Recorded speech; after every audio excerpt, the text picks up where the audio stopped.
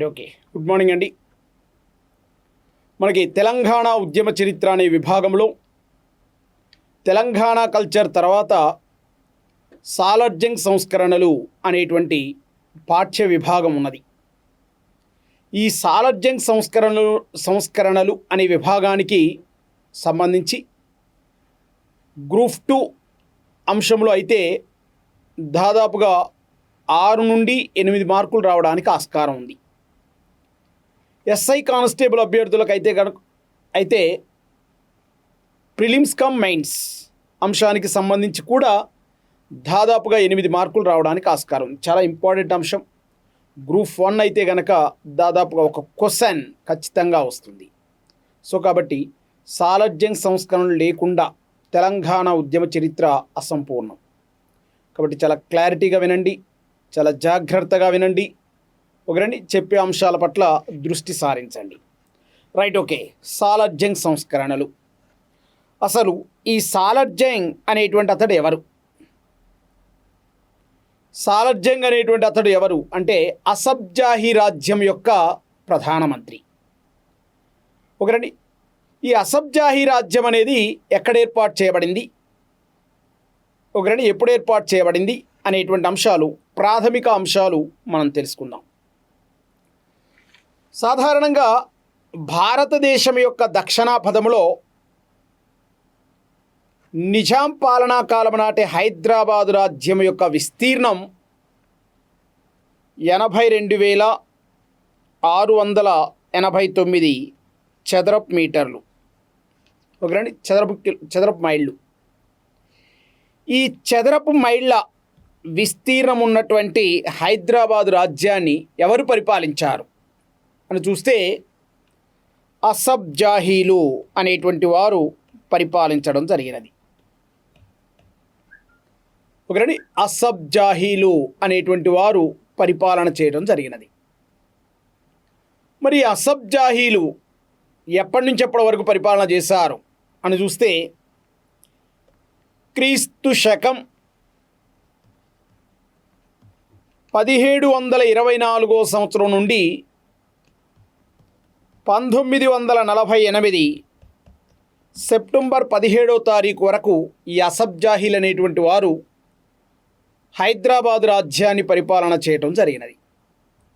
ఈ హైదరాబాదు రాజ్యంలో పరిపాలించినటువంటి అసబ్జాహీలకు ఆ పేరు ఎందుకు వచ్చింది ప్రధానంగా అని చూస్తే అసలు ఈ అసబ్జాహీ రాజ్యం మూలపురుషుడు నిజాం ఉల్ ముల్క్. ఏం పేరు అంటున్నాం మనం? ఆయన పేరు నిజాం ఉల్ ముల్క్ అనేటువంటి పేరు కలదు. ఈ నిజాముల్ ముల్క్ యొక్క అసలు పేరు మీర్ కమరుద్దీన్ అనేటువంటి పేరు ఉన్నదండి. ఒకరండి గమనిస్తున్నారా? రైట్, వినండి. సో అతని అసలు పేరు మీర్ కమరుద్దీన్ అనేటువంటి పేరు ఉన్నది. ఈ మీర్ కమరుద్దీన్ అనేటువంటి అతనికి ఔరంగజేబ్ అనేటువంటి మొఘల్ చక్రవర్తి చింకులిచ్ ఖాన్ అనే బిరుదు ఇవ్వడం జరిగినది. చింకులిచ్ ఖాన్ అనే బిరుదు ఇచ్చారు. ఏమిటి చింకులిచ్ ఖాన్ అంటే? చింకులిచ్ ఖాన్ అంటే ఏమిటి? ఆల్రెడీ 2016లో ఎగ్జామ్లో క్వశ్చన్ అడిగాడు, కానిస్టేబుల్లో ప్రిలిమ్స్లో. ఏమిటి? ఔరంగజేబ్ నిజాముల్ ముల్క్ అనేటువంటి అతడికి చింకులిచ్ ఖాన్ అనేటువంటి బిరుదు ఇచ్చాడు కదా. ఈ చింకులిచ్ ఖాన్ అనేటువంటి పదానికి సమానమైన అర్థాన్ని గుర్తించండి అని అడిగాడు క్వశ్చన్. కాబట్టి గమనించాలా, చాలా ఇంపార్టెంట్ అంశాలు. సో చింకులిచ్ ఖాన్ అనగా అర్థం కుర్ర కత్తి లాంటి వాడు అని అర్థం. ఒకరండి, చింకులిచ్ ఖాన్ అనగా కుర్ర కత్తి లాంటి వాడు అని అర్థం. సో ఎందుకు ఆ బిరుదిచ్చాడు అంటే 7 సంవత్సరాల వయస్సులో, ఎస్పెషల్ ఔరంగజేబ్ పీరియడ్లో 7 సంవత్సరాల వయస్సులో 3000 మంది సైన్యానికి మున్సిబ్దారిగా పనిచేయడం వల్ల ఒకరండి మీర్ కమరుద్దీన్ అనేటువంటి అతడికి చింకులిచ్ ఖాన్ అనే బిరుదు ఇవ్వడం జరిగినది. ఈ చింకులిచ్ ఖాన్ అనేటువంటి అతడికి మొఘల్ చక్రవర్తి ఫరూక్ సియార్ అనేటువంటి అతడు అసఫ్జా అనే బిరుదు ఇస్తాడు. ఒకరండి అసఫ్జా అనే బిరుదు ఇస్తాడు. ఈ అసఫ్ జా అనే బిరుదు పేరు మీదుగా ఆ రాజ్యానికి వచ్చినటువంటి పేరే అసబ్జాహీ రాజవంశము. ఆ వంశానికి వచ్చిన పేరు అసబ్జాహీ రాజవంశము. ఈ అసబ్జాహీ రాజవంశస్థులు ఎప్పటి నుంచి ఎప్పటి వరకు పరిపాలన చేశారంటున్నాం మనం? 1724 సంవత్సరం నుండి 1948 సెప్టెంబర్ 17వ తారీఖు వరకు పరిపాలన చేయటం జరిగింది. మరి ఈ మధ్యకాలంలో ఈ అసబ్జాహీ రాజవంశస్థులు ఎంతమంది పరిపాలన చేశారు అని చూస్తే ఇక్కడ ఒక చిన్న విషయాన్ని గమనించాలి మనం. అసబ్జాహీ రాజ్యాన్ని పరిపాలించిన మొత్తం రాజుల సంఖ్య 10 మంది. మొత్తం రాజులు 10 మంది. ఇందులో అసబ్జాహీ వంశానికి చెందినవారు 9 మంది. మధ్యలో ముజాఫర్ జంగ్ అనేటువంటి అతడు నిజాముల్ ముల్క్ యొక్క కూతురి కుమారుడు. కాబట్టి ఈ అసబ్జాహీ వంశానికి చెందిన వ్యక్తి కాదు. కాకపోతే ఈ రాజ్యాన్ని పాలించిన మొత్తం రాజులు మాత్రం ముజాఫర్ జంగ్తో కలిపి 10 మంది. అందులో అసబ్జాహీ రాజ్యానికి చెందినవారు, వంశానికి చెందినవారు 9 మంది. ఇందులో నిజాం అనే బిరుదుతో రాజ్యపాలన చేసిన రాజులు 7. నిజాం అనే బిరుదుతో రాజ్యపాలన చేసినటువంటి రాజులు 7. సో మరి అసబ్జాహీ రాజ్యం మూల పురుషుడు ఎవరంటున్నాం మనం? మీర్ కమరుద్దీన్ అని అంటున్నాం, లేదా నిజాముల్ ముల్క్ అని అంటున్నాం, లేదా అసఫ్ జా అని అంటున్నాం. సో ఈ నిజాముల్ ముల్క్ అనేటువంటి అతడు 1724 సంవత్సరం నుండి రాజ్యపాలన ప్రారంభించాడు.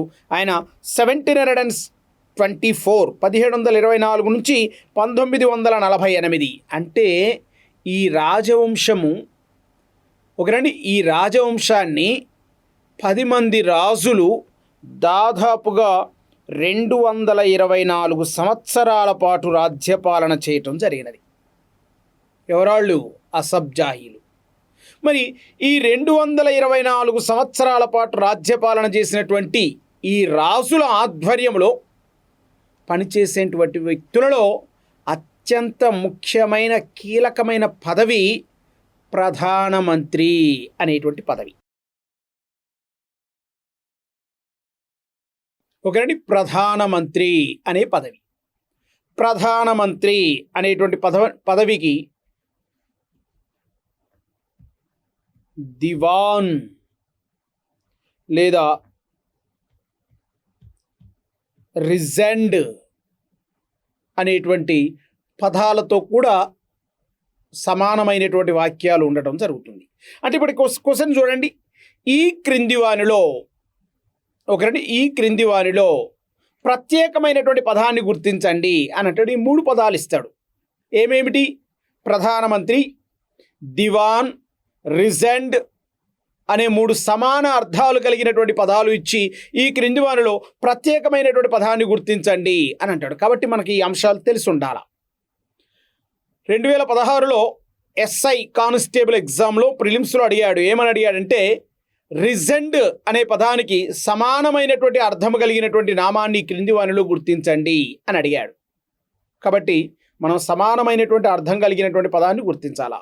ఏమిటి రిజెండ్ అనేటువంటి పదానికి అర్థం? ప్రధానమంత్రి లేదా దివాన్. సో ఈ హైదరాబాదు రాజ్యాన్ని పరిపాలించినటువంటి అసబ్జాహీ రాజవంశస్థులలో ప్రధానమంత్రి అనేటువంటి పదవికి అత్యంత కీలక స్థానం ఉన్నది. అట్టి ప్రధానమంత్రులలో సమర్థవంతమైనటువంటి వ్యక్తి ఎవరు అని చూస్తే సాలర్ జంగ్ అనేటువంటి అతడు అత్యంత ప్రధానమైనటువంటి వ్యక్తి. అత్యంత ప్రధానమైనటువంటి వ్యక్తి సాలర్ జంగ్ అనేటువంటి అతడు. మరి సాలర్ జంగ్ యొక్క పుట్టుపూర్వోత్తరాలు ఏమిటి? అసలు ఎక్కడి నుంచి వచ్చాడు ఈ సాలర్ జంగ్? ఆయన యొక్క విధి విధానాలు ఏమిటి చూద్దాం. హైదరాబాదు రాజ్యము నేడు హైదరాబాద్ ఎట్లున్నదండి? భాగ్యనగరం ఎంత గొప్పగా అభివృద్ధి చెందుతూ ఉన్నది. నేడు హైదరాబాద్ కొన్ని లక్షల మంది కుటుంబాలకు జీవనాధారంగా ఉన్నది ఈనాడు హైదరాబాద్. మరి ఈనాటి హైదరాబాద్ అంత గొప్పగా అభివృద్ధి చెందడానికి గల కారణం ఏమిటి? వాస్తవమా కదా? సో అంత గొప్పగా అభివృద్ధి చెందడానికి ప్రధాన కారణం ఆనాటి సాలర్ జంగ్ యొక్క రిఫార్మ్స్. సాలార్జంగ్ యొక్క సంస్కరణలే ఈనాడు హైదరాబాద్ అంత గొప్పగా అభివృద్ధి చెందడానికి కారణం. ఒకరండి, నేటి హైదరాబాద్లో దాదాపు కొన్ని లక్షల మంది కుటుంబాలకు ఉపాధి ఉండడానికి కారణం ఆనాటి సాలార్జంగ్ యొక్క సంస్కరణలే. అందులో డౌట్ ఏం లేదండి. ఎక్సలెంట్, అందులో డౌటే లేదు. ఓకేనండి. సో మరి ఈ సాలార్జంగ్ అనేటువంటి అతడు ఎవరు చూద్దాం ఒకసారి. సాలార్జంగ్ అనేటువంటి అతడు ఓకేనండి, ఆయన అస్సలు పేరు ఓకేనండి, సాలార్జంగ్ అసలు పేరు మీర్ తురబ్ అలీ ఖాన్ అనేటువంటి పేరు కలదండి. ఏమంటున్నాం మనం? మీర్ తురబ్ అలీ ఖాన్ అనే పేరు కలదు. ఎవరి పేరు అంటున్నాం? సాలార్జంగ్ యొక్క పేరు. ఓకేనండి. ఈ మీర్ తురబ్ అలీ ఖాన్ అనేటువంటి పేరున్నటువంటి సాలార్జంగ్ ఎప్పుడు జన్మించారు? క్రీస్తు శకం 1829 సంవత్సరం మే నెల 31వ తారీఖున జన్మించారు. ఒకటి 1829 మే నెల 31వ తారీఖున సాలార్జంగ్ అనేటువంటి అతడు జన్మించడం జరిగినది. ఎక్కడ? బీజాపూర్ అనేటువంటి ప్రదేశంలో జన్మించారు. ఒకటి హైదరాబాద్ రాజ్య సంస్థానంలో బీజాపూర్ అనేటువంటి ఒక ప్రదేశం. సో బీజాపూర్ అనేటువంటి ప్రదేశంలో 1829 సంవత్సరం మే నెల 31వ తారీఖున మీర్ తురబ్ అలీ ఖాన్ లేదా సాలార్జంగ్ అనేటువంటి అతడు జన్మించడం జరిగినది. సో ఈ సాలార్జంగ్ అనేటువంటి అతడు ప్రాథమిక విద్యాభ్యాసం బీజాపూర్లో నిర్వహించడం జరిగినది. ఈయన మరి సంతతిరీత్యా ఏ సంతతికి చెందినవాడు అని చూసినట్లయితే షేక్, ప్రధానంగా ఉమర్ కర్మాన్, షేక్ ఉమర్ కర్మాన్. ఎక్కడుంటారు వీరు? మదీనా. ఓకేనండి, మదీనాకు చెందిన షేక్ ఉమర్ కర్మాన్ అనేటువంటి సంతతికి చెందినవారు సాలార్జంగ్ అనేటువంటి వారు. ఒకరండి, సాలార్జంగ్ అనేటువంటి అతడు ఇస్లాం వర్గాలలో ఏ సంతతికి చెందిన వ్యక్తి అని క్వశ్చన్ అడుగుతాడు. ఏ సంతతికి చెందిన వ్యక్తి? మదీనాకు చెందినటువంటి షేక్ ఉమర్ కర్మాన్ సంతతికి చెందిన వ్యక్తి సాలార్జంగ్. ఈ సాలార్జంగ్ విద్యారీత్యా ప్రాథమికమైనటువంటి తన యొక్క జన్మ ప్రదేశంలో ఒకరిని ప్రాథమిక విద్యాభ్యాసం పూర్తి చేశాడు. ప్రాథమిక విద్యాభ్యాసం పూర్తి చేసినటువంటి సాలార్జంగ్ మొదట మెదక్ అనే ప్రాంతానికి తహసీల్దారిగా పనిచేయటం జరిగినది. సాలార్జంగ్ ప్రధానమంత్రిగా నియమించబడడానికంటే ముందు ఏ ప్రాంతానికి తహసీల్దారిగా పనిచేశాడు అని అంటే క్వశ్చన్. ఏ ప్రాంతానికి? మెదక్ ప్రాంతానికి తహసీల్దారిగా పనిచేశాడు సాలార్జంగ్. మెదక్ ప్రాంతానికి సాలార్జంగ్ తహసీల్దారిగా పనిచేసిన తదుపరి ఆ తర్వాత ఉన్నత చదువులు చదవాలా, ఇంకా గొప్ప గొప్ప చదువులు చదవాలా, ప్రాథమిక విద్యాభ్యాసంతో విద్యా విజ్ఞానాన్ని ఆపివేయవద్దు అనే భావనతోటి సాలార్జంగ్ అనేటువంటి అతడు ఉన్నత విద్యాభ్యాసం కోసం ఇంగ్లాండ్కు వెళ్ళడం జరుగుతుంది. ఇంగ్లాండ్కు వెళ్ళి ఇంగ్లాండ్లో ఆక్స్ఫోర్డ్ యూనివర్సిటీలో ఉన్నత విద్యాభ్యాసం ప్రారంభిస్తారు. ఏ యూనివర్సిటీ అండి? Oxford university.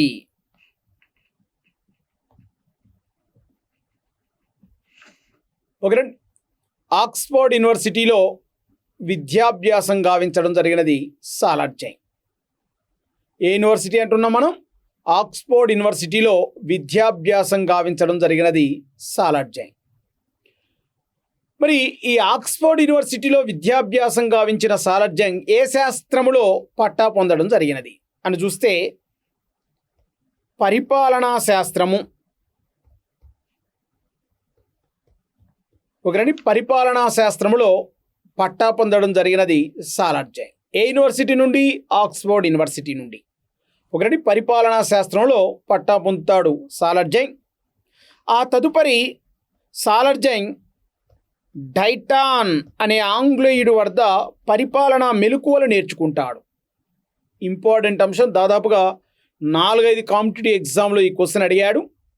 సాలర్జంగ్ ఏ ఆంగ్లేయుడి వద్ద పరిపాలనా అంశాలలో మెలకువలు నేర్చుకున్నాడు అని అన్నాడు క్వశ్చన్ని. సో డైటాన్ అనేటువంటి ఆంగ్లేయుడి వద్ద పరిపాలనా అంశంలో మెలకువలు నేర్చుకోవడం జరిగినది సాలర్జంగ్. మెలకువలు నేర్చుకొని ఇతడు క్రీస్తు శకం 1853 సంవత్సరం మే నెల 31వ తారీఖున హైదరాబాద్ ప్రధానమంత్రిగా నియమించబడడం జరిగినది సాలర్జంగ్. 1853 1853 31 మే 1853 మే నెల 31వ తారీఖున హైదరాబాద్ ప్రధానమంత్రిగా ప్రమాణ స్వీకారం గావించడం జరిగినది. ఎవరి తదనంతరం? అతని యొక్క మేనమామ సిరాజ్ ఉల్ ముల్క్ అనేటువంటి వ్యక్తి యొక్క తదనంతరం. ఎవరి తదనంతరం అంటున్నాం మనం? సిరాజ్ ఉల్ ముల్క్ అనేటువంటి వ్యక్తి తదనంతరం హైదరాబాద్ రాజ్య ప్రధానమంత్రిగా పదవి బాధ్యతలను నిర్వహించడం జరిగినది. ఎవరైనా? సాలర్జంగ్.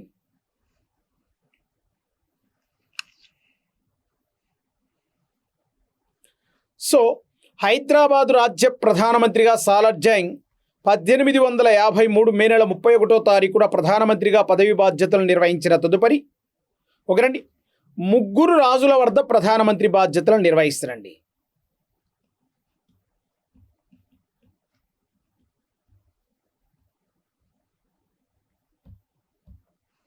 ఎంతమంది రాజుల వద్ద అంటున్నాం?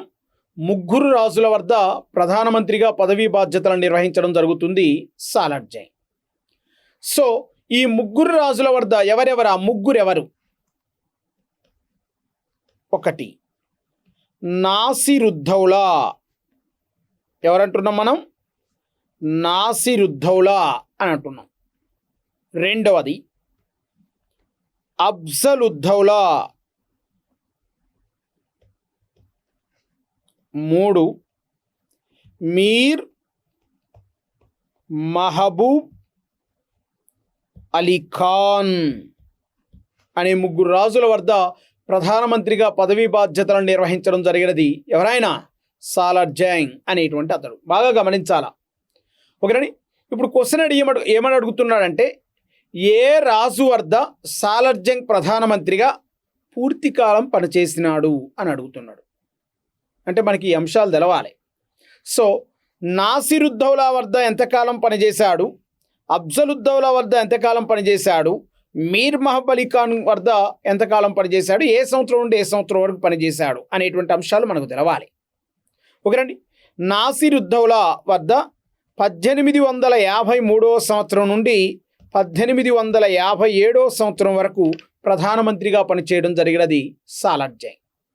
అట్లాగే అఫ్జలుద్దౌలా వద్ద 1857 సంవత్సరం నుండి 1869 సంవత్సరం వరకు పనిచేశాడు సాలర్జంగ్. అలాగే మీర్ మహబూబ్ అలీ ఖాన్ పాలన వద్ద 1869 సంవత్సరం నుండి 1883 సంవత్సరం వరకు పనిచేయడం జరిగింది సాలర్జంగ్. సో ముగ్గురు రాజుల వద్ద దాదాపు ఎన్ని సంవత్సరాల పాటు? 30 సంవత్సరాల పాటు ప్రధానమంత్రిగా పదవీ బాధ్యతలు నిర్వహించాడు సాలర్జంగ్. అంటే ఎప్పటి నుంచి ఎప్పటి వరకు? క్రీస్తు శకం 1853 సంవత్సరం నుండి 1883 సంవత్సరం వరకు ప్రధానమంత్రిగా. How many years? 30 ఇయర్స్. ఓకేనండి. 30 సంవత్సరాల పాటు రాజ్యపాలన అంటే ప్రధానమంత్రిగా పదవీ బాధ్యతలను నిర్వహించాడు సాలర్జంగ్. ఇంత గొప్పగా పదవీ బాధ్యతలను నిర్వహించి హైదరాబాదు రాజ్యము అత్యున్నతమైనటువంటి రాజ్యంగా తయారు కావడానికి సాలర్జంగ్ యొక్క సంస్కరణలే ప్రధానమైనటువంటివి. అందులో ఎటువంటి డౌట్ లేదు. రైట్, ఓకే, చూద్దాం. సో ఈ 30 సంవత్సరాల కాలంలో అనేక రకాలైనటువంటి సంస్కరణలు ప్రవేశపెడతాడు. అంటే ఇప్పుడు ఇటీవల కాలంలో ఇంకొక క్వశ్చన్ కూడా అడిగాడు. ఏమని అడిగాడంటే, సాలర్జంగ్ ప్రధానమంత్రిగా నియమించబడే నాటికి అతని యొక్క వయస్సు ఎంత? ఓకేనండి. సాలర్జంగ్ ప్రధానమంత్రిగా నియమించబడే నాటికి, ఇప్పుడు జన్మ ఇయర్, ఓకేనండి, బోర్న్ ఇయర్, ఆఫ్టర్ ఆ తర్వాత ప్రధానమంత్రిగా ప్రమాణ స్వీకారం చేసే సంవత్సరం అంటే సరిపోతుంది కదా. ఎన్ని సంవత్సరాలు అనేది వస్తుంది కదా. సరే, 24 సంవత్సరాల వయస్సులో ఆయన ప్రధానమంత్రిగా పదవీ బాధ్యతలను ప్రారంభించడం జరుగుతుంది. ఏ రాజు వద్ద? నాసిరుద్దౌలా అనేటువంటి వారి వద్ద. ఎవరి ఒత్తిడి మేరకు ఆయన ప్రధానమంత్రిగా పదవి బాధ్యతలను స్వీకరించాడు? నాసిరుద్దౌలా అనేటువంటి రాజుని ఒత్తిడి చేసింది ఎవరు? ఏ ముగ్గురి ఒత్తిడి మేరకు సాలార్ జంగ్ ప్రధానమంత్రిగా ప్రమాణ స్వీకారం చేయడం జరుగుతుంది? ఎవరి కాలంలో? నాసిరుద్దౌలా అనేటువంటి వ్యక్తి కాలంలో. ఆ ముగ్గురు వ్యక్తులు ఎవరు చూద్దాం. ఒకరండి, ఎంతమంది ఒత్తిడి మేరకు సాలార్ జంగ్ ప్రధానమంత్రిగా పదవి ప్రమాణ స్వీకారం చేయడం జరిగింది? ముగ్గురు వ్యక్తులు. ఎవరు ఆ ముగ్గురు వ్యక్తులు? ప్రధానంగా బుర్హానుద్దీన్ అనేటువంటి వారు. ఎవరి బుర్హానుద్దీన్? పరిచాలకుడు. ఎవరైనా పరిచాలకుడు అనేటువంటి పదవి బాధ్యతలు కలిగిన వ్యక్తి. రెండో వ్యక్తి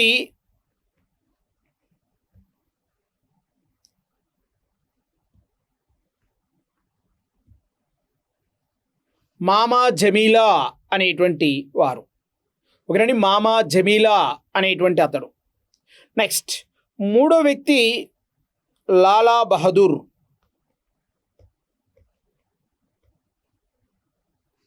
ఒకరండి, లాలా బహదూర్.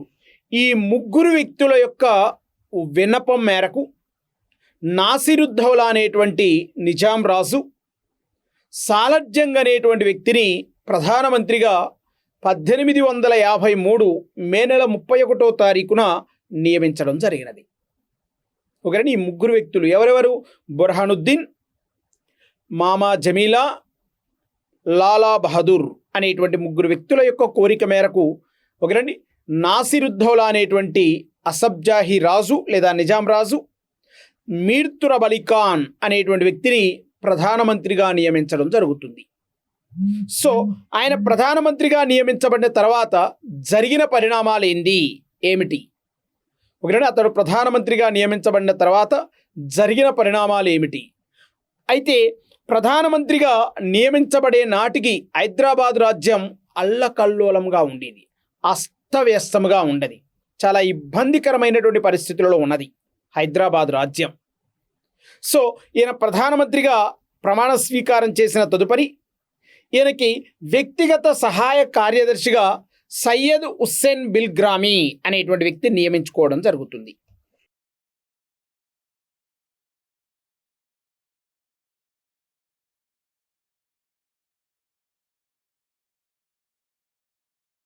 ఒకరండి, సాలార్ జంగ్ ప్రధానమంత్రిగా నియమించబడిన తదుపరి ఆయనకు వ్యక్తిగత కార్యదర్శిగా నియమించబడినటువంటి వ్యక్తి సయ్యద్ హుస్సేన్ బిల్గ్రామీ అనేటువంటి అతడు. ఒకరండి, సో ఆ క్రమంలో భాగంగా ఇతనికి రాజకీయ గురువుగా, అంటే ప్రధానమంత్రిగా నియమించబడిన తదుపరి సాలార్ జంగ్ అనేటువంటి అతడికి రాజకీయ గురువుగా పనిచేసినటువంటి వ్యక్తి ఎవరు? సర్వర్ నిజాం ఉల్ ముల్క్ అనేటువంటి అతడు.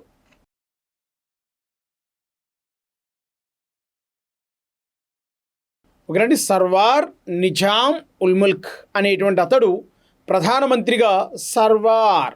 ఒకరండి, ఇప్పుడు మనం సిస్టమ్ ఆన్ చేయాలంటే ఏం కావాలి? సర్వర్ కావాలి కదా.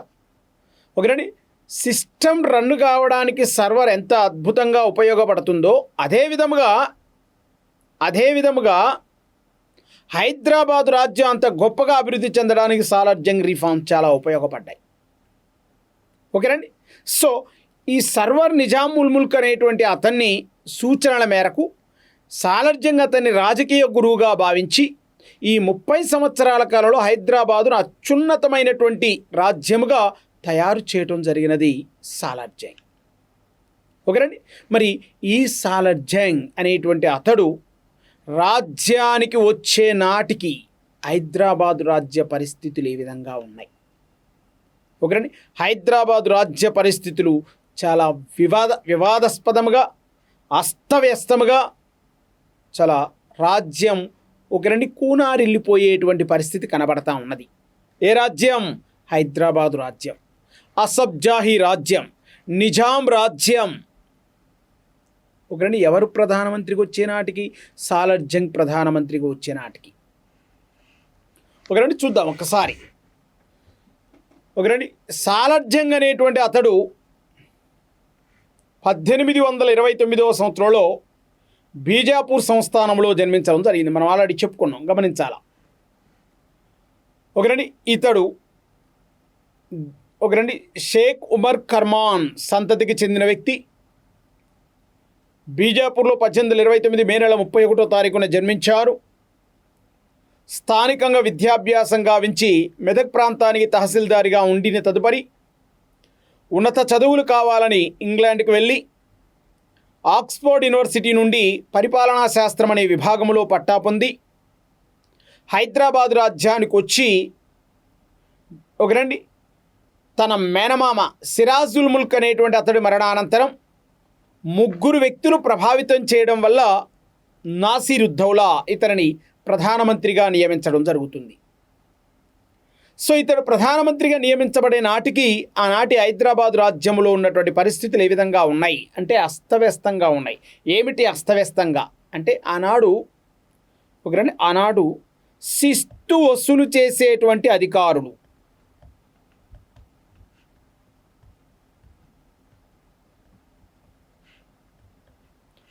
శిస్తు వసూల్ అధికారులు ఎట్లా ఉన్నారు అని చూసినట్లయితే,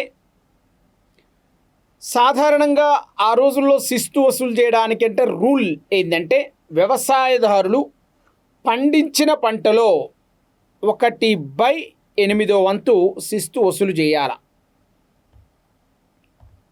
1/8 1/8 వంతు శిస్తు వసూలు చేయాలా, లేదా ప్రతి రూపాయికి 2 అణాలు శిస్తు చెల్లించాల. ప్రతి అణాకి 2 పైసలు లేదా ప్రతి రూపాయికి 2 పైసలు శిస్తు చెల్లించడం జరగాల. లేదా పండిన పంటలో 1/8 వంతు శిస్తుగా ప్రభుత్వానికి చెల్లించడం జరగాల. కానీ అట్లా జరగకుండా పూర్తి వ్యతిరేకంగా జరిగింది. శిస్తు వసూలుదారులు ఏం చేశారంటే శిస్తు వసూలును సాధారణ ప్రజానికం నుండి వసూలు చేసే సందర్భంలో 1/8 వంతు కాకుండా సైనికులను ఉపయోగించి పెద్ద మొత్తంలో శిస్తు వసూలు చేయడం జరిగినది. పెద్ద మొత్తంలో శిస్తు వసూలు చేస్తారు. శిస్తు పెద్ద మొత్తంలో వసూలు చేయబడిన తదుపరి మరలా ప్రభుత్వానికి చెల్లించాలి. కానీ ప్రభుత్వానికి వాళ్ళు ఏమని సమాధానం చెప్పేవారంటే శిస్తు వసూలు చేసే సందర్భంలో శిస్తు వసూలైన దానికంటే ఆ సందర్భంలో ఖర్చులు ఎక్కువగా మారినవి కాబట్టి మీకు చెల్లించడం సాధ్యం కాలేదు అని చెప్పేసి రాజుకు ఒక విన్నపాన్ని చెప్పేవారు. సో ఇంకా రాజు ఏం చేస్తారండి, వసూలు చేయడానికి వసూలైన దానికంటే వసూలు అయ్యేటువంటి సందర్భంలో ఖర్చులే ఎక్కువగా ఉన్నాయి అనేటువంటి అంశాన్ని రాజుకు అక్కడ ఉన్నటువంటి శిస్తు వసూలుదారులు లెక్కలతో సహా చూపేవారు. ఈ సందర్భంలో ఇంకేమైనా ఉంటుందా? ఉండదు. ఈ పరిస్థితిలో ప్రభుత్వానికి కూడా వచ్చేటువంటి పరిస్థితి ఏం కనబడలా.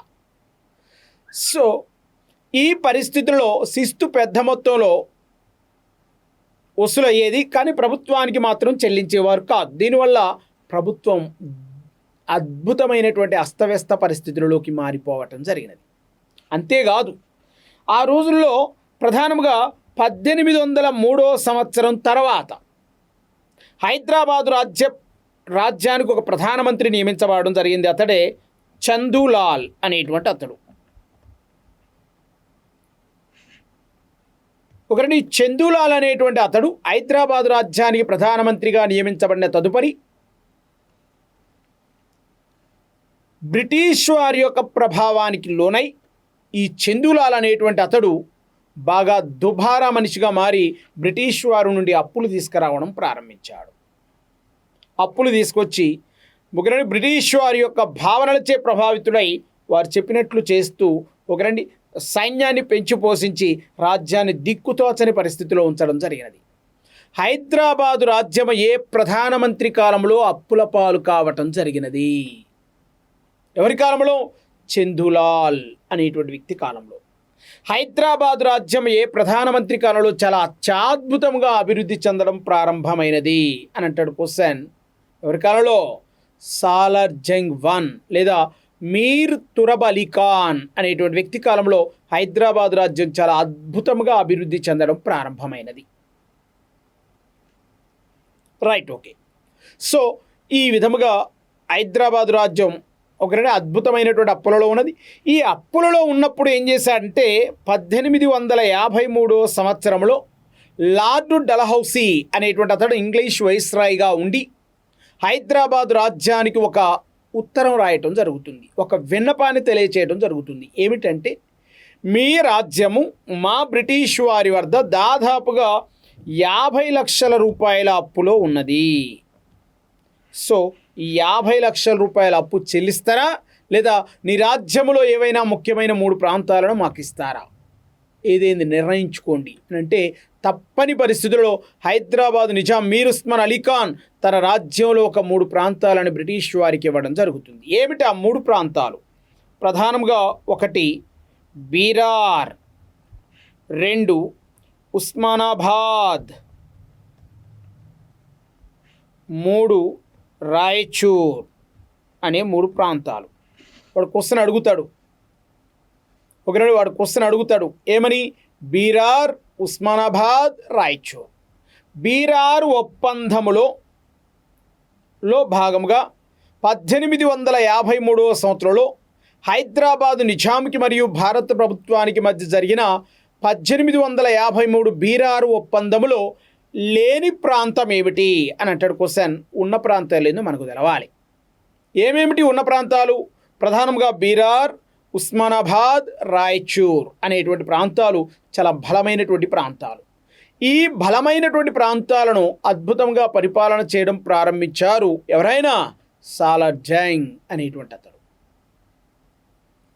ఓకేనండి, ఈ సాలార్ జంగ్ ఈ అప్పు రూపేణా ఈ 3 ప్రాంతాలని లార్డ్ డల్హౌసీ అనేటువంటి అతనికి ఇస్తాడు. ఈ 3 ప్రాంతాల నుండి వచ్చే ఆదాయం చాలా అత్యద్భుతంగా ఉండేది. ఓకేనండి, ఈ 3 ప్రాంతాల నుండి వచ్చే ఆదాయం చాలా అత్యద్భుతంగా ఉండేది. సో ఈ 3 ప్రాంతాలు 1853 సంవత్సరంలో హైదరాబాద్ రాజు అయినటువంటి నాసిరుద్దౌలా అనే అతడు బ్రిటిష్ వారికి ఇచ్చివేయటం జరుగుతుంది అప్పు క్రింద. అంతేకాదు, నాసిరుద్దౌలా అనేటువంటి అతడు తన రాజ్యంలో ఉద్యోగులకు జీతాలు ఇవ్వలేని పరిస్థితి ఏర్పడింది. అంతేకాదు, తన రాజ్యంలో తన వ్యక్తిగత కార్యకలాపాలు కొనసాగించడానికి కూడా డబ్బులు లేని పరిస్థితి. ఈ పరిస్థితులలో నాసిరుద్దౌలా అనేటువంటి నిజాం రాజు తన వజ్రాలని, వజ్ర వైడూర్యాలను, బంగారమును మరియు తన యొక్క సొంత వ్యవసాయ భూములని, నిజాం ఆధ్వర్యంలో ఉన్న సొంత వ్యవసాయ భూములకు ఏమని పేరు అని అంటున్నాడు క్వశ్చన్. నిజాం ఆధ్వర్యంలో ఉన్నటువంటి సొంత వ్యవసాయ భూములకు సర్పేకస్ భూములు అని పేరు. సో ఈ సర్పేకస్ భూములను నిజాం తన యొక్క నగలను, నెక్స్ట్ అదేవిధముగా తన రాజ్యంలో ఉన్నటువంటి బంగారు ఆభరణాలు, వజ్రవైడూర్యాలు అన్నింటినీ కలిపి రోహిల్లాలు అనబడేటువంటి వర్తకుల వద్ద, ఒకటి రోహిల్లాలు అనబడేటువంటి వర్తకుల వద్ద ఈ బంగారాన్ని, సర్పేకస్ భూములని, వజ్ర వైడూర్యాలను నిజాం నాసిరుద్దౌలా తాకట్టు పెట్టడం జరుగుతుంది. సో ఈ రకంగా అస్తవ్యస్తంగా ఉండడం జరుగుతుంది హైదరాబాద్ రాజ్యం. ఎవరి రాజ్యానికి వచ్చే నాటికి? సాలార్ జంగ్ ప్రధానమంత్రిగా నియమించబడే నాటికి. ఆనాటి హైదరాబాద్ రాజ్యంలో ఉన్నటువంటి పరిస్థితి గమనిస్తూ ఉండాలి.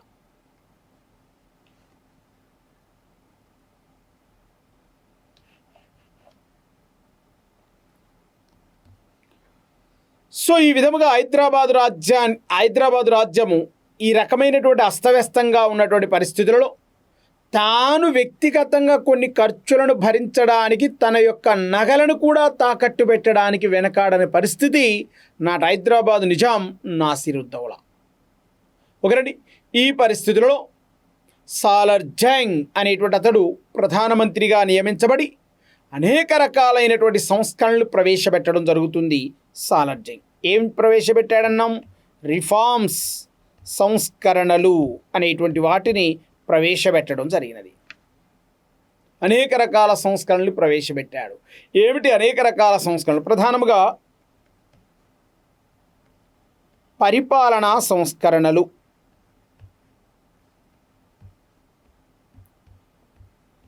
ఒకరండి పరిపాలనా సంస్కరణలు. 2 పోలీస్ సంస్కరణలు.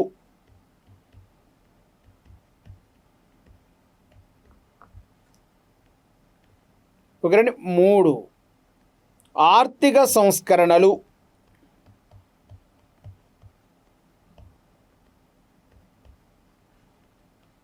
4 రెవెన్యూ సంస్కరణలు.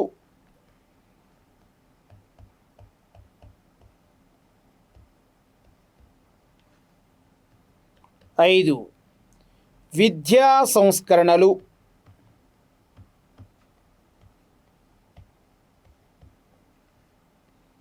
6 ఒకరండి న్యాయ సంస్కరణలు.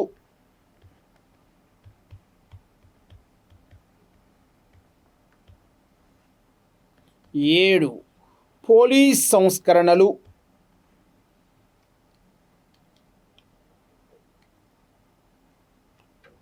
సో న్యాయ సంస్కరణలు, ఆ తదుపరి రవాణా సంస్కరణలు,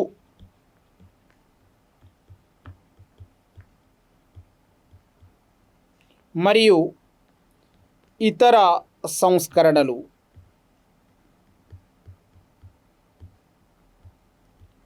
సో వీటి నుండి మనకి గ్రూప్ 2 విభాగంలో 8 మార్కులు రావడానికి ఆస్కారం ఉంది. ఎస్ఐ కానిస్టేబుల్ విభాగంలో ప్రిలిమ్స్ కమ్ మెయిన్స్ అనేటువంటి అంశాల నుండి కూడా 8 మార్కులు రావడానికి ఆస్కారం ఉంది. కాబట్టి చాలా ముఖ్యమైనటువంటి అంశం సాలర్జంగ్ సంస్కరణలు. మనం ఇప్పటివరకు సాలర్జంగ్ యొక్క జన్మ అంశాలను గురించి, ఆయన ప్రధానమంత్రిగా నియమించబడిన తర్వాత ఉన్నటువంటి భావనల గురించి చూద్దాం. సాలర్జంగ్ ఆయన పుట్టుపూర్వోత్తరాల గురించి చెప్పుకున్నాం. ఆయన రాజ్యానికి రావడానికి ముందు హైదరాబాదు రాజ్యంలో ఉన్నటువంటి పరిస్థితులు ఏందో చెప్పుకున్నాం. కరువు కోరల్లో చిక్కుకొని ఉన్నది. రాజు తన దినదిన సంబంధమైనటువంటి కార్యక్రమాలు నిర్వహించడానికి కూడా రాజ్య ఖజానాలో డబ్బులు లేనప్పుడు తన సొంత వ్యవసాయ భూములు అనగా సర్పేకస్ అనేటువంటి భూములు, ఈ సర్పేకస్ భూములను కానీ, తన యొక్క నగలను కానీ, వజ్రాలను కానీ, తన యొక్క వైడూర్యాలను కానీ ఇవన్నీ కూడా తాకట్టు పెట్టి 3 కోట్ల రూపాయల డబ్బులను అప్పుగా తీసుకున్నటువంటి పరిస్థితి అక్కడ కనబడింది అంటే ఆనాటి హైదరాబాదు రాజ్యం ఎంత అస్తవ్యస్తంగా తయారైందో మనం అర్థం చేసుకోవచ్చు. చాలా అప్పుల పాలు కావడం జరుగుతుంది. సో ఈ క్రమంలో భాగంగా సాలర్జంగ్ సంస్కరణలో భాగంగా ప్రధానంగా పరిపాలనా సంస్కరణలు ఏందో చూద్దాం. ఒకటి పరిపాలనా సంస్కరణలు. సాలర్జంగ్ హైదరాబాద్ రాజ్యాన్ని అత్యద్భుతంగా విభజన చేయడం జరుగుతుంది. విభజన చేసి పరిపాలన చేయడం జరుగుతుంది. ప్రధానంగా రాజ్యాన్ని శుభాలుగా వర్గీకరించడం జరిగినది. శుభాలుగా వర్గీకరణ గావించాడు. శుభాలను జిల్లాలుగా వర్గీకరణ గావించడం జరిగినది. శుభాలను దేనిగా వర్గీకరించాడు? జిల్లాలుగా వర్గీకరించాడు. జిల్లాలను తాలూకాలుగా వర్గీకరించడం జరిగినది. జిల్లాలను దేనిగా? తాలూకాలుగా. తాలూకాలను గ్రామాలుగా వర్గీకరించడం జరిగినది. తాలూకాలను దేనికి విభజించాడండి? గ్రామాలుగా వర్గీకరించడం జరిగింది. ప్రధానంగా చూడండి, పరిపాలనా సంస్కరణలో భాగముగా రాజ్యాన్ని వికేంద్రీకరణ గావించి పరిపాలన చేశాడు సాలర్జంగ్. ప్రధానంగా రాజ్యాన్ని శుభాలుగా, శుభాలను జిల్లాలుగా, జిల్లాలను తాలూకాలుగా, తాలూకాలను గ్రామాలుగా విభజన చేసి పరిపాలన చేయడం జరిగింది సాలర్జంగ్. సో రాజ్యానికి అధిపతి ఎవరైనా? రాజు. రాజ్యానికి అధిపతి ఎవరు? రాజు. శుభాలకు అధిపతి సుబేదార్ అనేటువంటి అతడు ఆ పరిపాలనా విభాగానికి పాలకుడిగా ఉండేవాడు. జిల్లాకు అధిపతి కలెక్టర్ లేదా తాలూకాదార్ అంటారు. తాలూకాలకు అధిపతి తహసీల్దార్.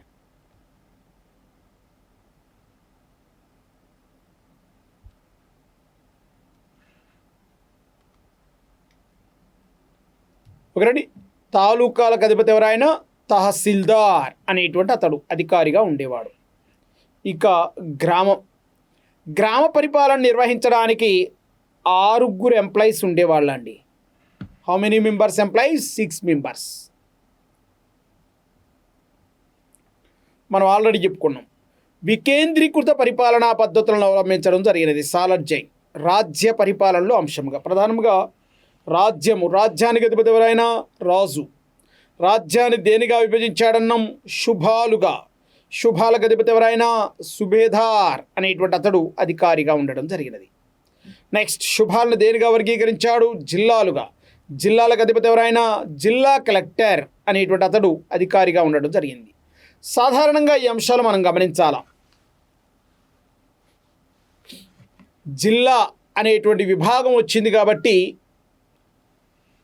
కలెక్టర్ అని అంటున్నాం, లేదా అతన్నే తాలూకాదార్ అంటున్నాం. మరి ఏ తాలూకాదార్? సాధారణంగా తాలూకాదార్ అనే వర్గంలో 3 శాఖలు ఉన్నాయి. హవ్వల్ తాలూకాదార్, ధోయం తాలూకాదార్, సోయం తాలూకాదార్ అనే 3 వర్గాలు ఉన్నాయి.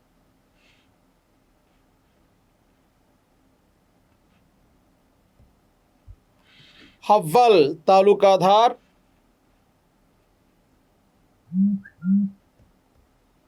దోయం తాలూకాదార్,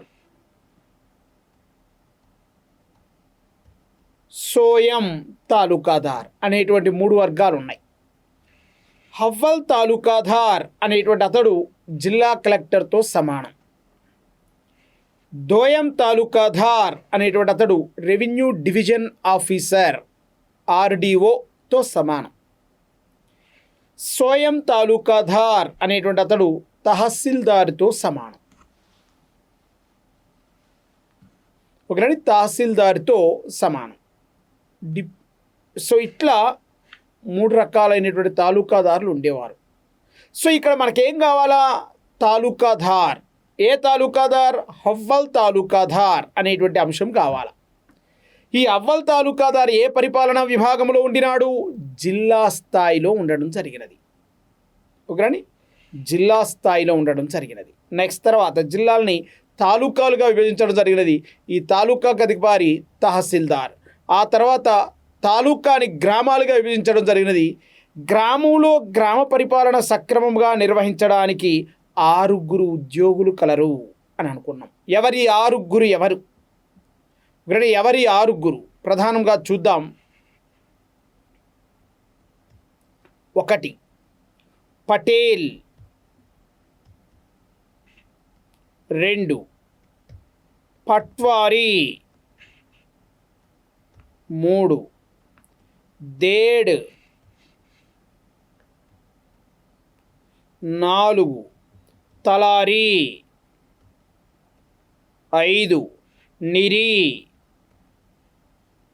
6 సేతు సంధి లేదా సేతు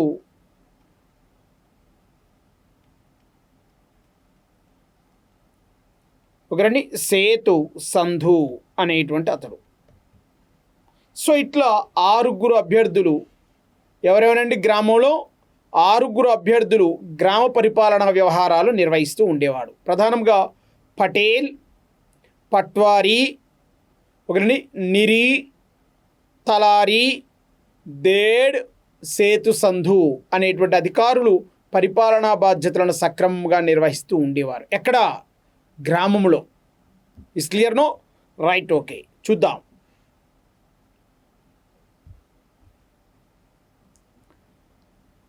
మరి ఈ సాలర్ జంగ్ అనేటువంటి అతడు వికేంద్రీకృత పరిపాలనా విభాగాన్ని ఏర్పాటు చేశాడు అని అంటున్నాం.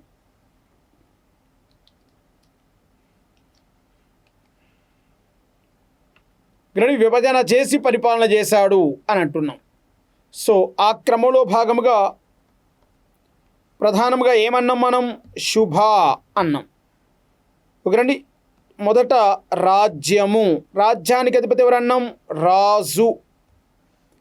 శుభాలకు అధిపతి ఎవరన్నాం? సుభేదార్ అనేటువంటి అతడు అధికారి అన్నాం. తర్వాత ఏమన్నాం? శుభాలను దేనికి విభజించారన్నాం? జిల్లాలుగా వర్గీకరించారన్నాం. జిల్లాలకు అధిపతి ఎవరన్నాం? తాలూకాదార్ అనేటువంటి అతడు అధికారి అన్నాం. జిల్లాలను దేనికి విభజించాడన్నాం? తాలూకాలుగా వర్గీకరించాడు. తాలూకాలకు అధిపతి ఎవరైనా? తహసీల్దార్ అనేటువంటి అతడు అధికారిగా ఉండడం జరిగినది. తాలూకాలను దేనికి విభజించాడంటున్నాం? గ్రామాలుగా వర్గీకరించాడు. గ్రామంలో గ్రామ పరిపాలన సక్రమంగా నిర్వహించడానికి ఎంతమంది ఉద్యోగులు అంటున్నాం? 6. రాజ్యము, రాజు. శుభాలు, ఆనాటి హైదరాబాదు రాజ్యంలో శుభాల సంఖ్య 5. ఒకరండి 5 శుభాలు ఉన్నాయి. ఒకరండి. సో ఈ శుభాలు సాధారణంగా హైదరాబాద్ రాజ్యంలో తొలిసారి 6 శుభాలు ఉండే. ఏమిటి 6 శుభాలు అని చూద్దాం. 6 శుభాలు ఏమిటో చూద్దాం. ప్రధానంగా ఔరంగాబాద్, 2 హైదరాబాద్, 3 బీరర్, తర్వాత బీదర్, తర్వాత బీజాపూర్, తర్వాత ఖాందేశ్ అనేటువంటి ఖాందేశ్ అనేటువంటి పరిపాలనా విభాగాలు శుభాలు ఉండేవి. ఇందులో సాలార్జంగ్ ప్రధానమంత్రి పదవి చేపట్టడానికంటే ముందు సాలార్జంగ్ అసలు పరిపాలనా అంశంలోనికి రావడానికంటే ముందు ఖాందేశ్ అనేటువంటి అంశం పరిపాలనలో భాగంగా కానివ్వండి, రాజకీయ అంశాలలో తలదూర్చడం వల్ల కానివ్వండి, ఖాందేశ్ అనేటువంటి భూభాగాన్ని కోల్పోవటం జరిగినది. ఎవరెవరు? అసఫ్ జాహీలు కోల్పోయారు. ఇప్పుడు ఎన్ని శుభాలు ఉన్నాయి? వారి రాజ్యంలో 5 శుభాలు ఉన్నాయి. ఏమేమిటో చూద్దాం. ఏమేమిటి? ఔరంగాబాద్, హైదరాబాద్, బీరర్, బీదర్, బీజాపూర్ అనేటువంటి సంస్థానాలు లేదా అనేటువంటి శుభాలు ఉండడం జరిగినది. సో ఇప్పుడు ఈ శుభాలో సుభేదారి యొక్క పరిపాలనా విధానం ఏందో మనకు తెలవాలి. మనం ఏమంటున్నాం? ఇప్పటి వరకు శుభ అంటున్నాం. శుభాకు పాలనాధిపతి ఎవరైనా? సుభేదార్ అనేటువంటి అతడు పాలనా అధిపతి. సుభేదార్ అనేటువంటి అతడు పాలనా అధిపతి. ఏమిటి ఆ సుభేదార్ యొక్క ఇంపార్టెన్స్? సుభేదార్ యొక్క ముఖ్య ఉద్దేశం ఏమిటి చూద్దాం. రైట్. ప్రధానంగా సాలార్జంగ్ ఏర్పాటు చేసినటువంటి శుభాలలో అధిపతి, శుభాలకు అధికారి సుభేదార్ అనేటువంటి అతడు. ఎన్ని శుభాలన్నాం? 5 శుభాలన్నాం. 5 సుభేదార్లు ఉన్నారు. వారి యొక్క ముఖ్య ఉద్దేశం ఏమిటి? ప్రధానంగా శుభాలో శిస్తు వసూలు బాధ్యతలను నిర్వహించాలా?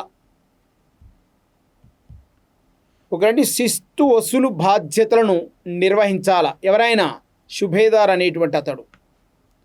శుభాలో సివిల్ మరియు క్రిమినల్ అనేటువంటి కేసులను విచారించాలా? సివిల్ క్రిమినల్ కేసులను విచారించాలా? శుభాలో ముఖ్యమైనటువంటి పాలనా అధికారిగా ఉండాలా?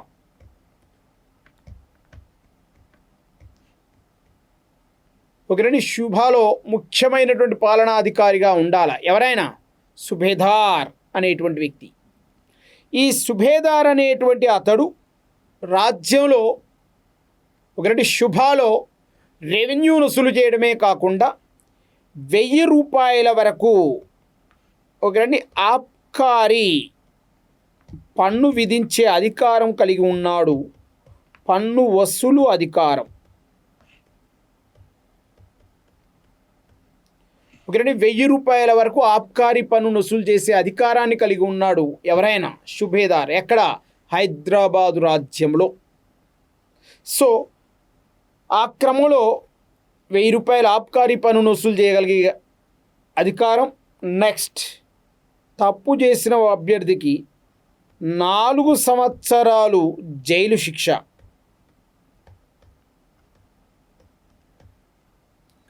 ఒకరండి 4 సంవత్సరాలు జైలు శిక్ష విధించే అధికారం ఉన్నది ఎవరికి? ఈ మన ప్రధానమంత్రి. ఏ ప్రధానమంత్రి? హైదరాబాదు రాజ్య ప్రధానమంత్రి.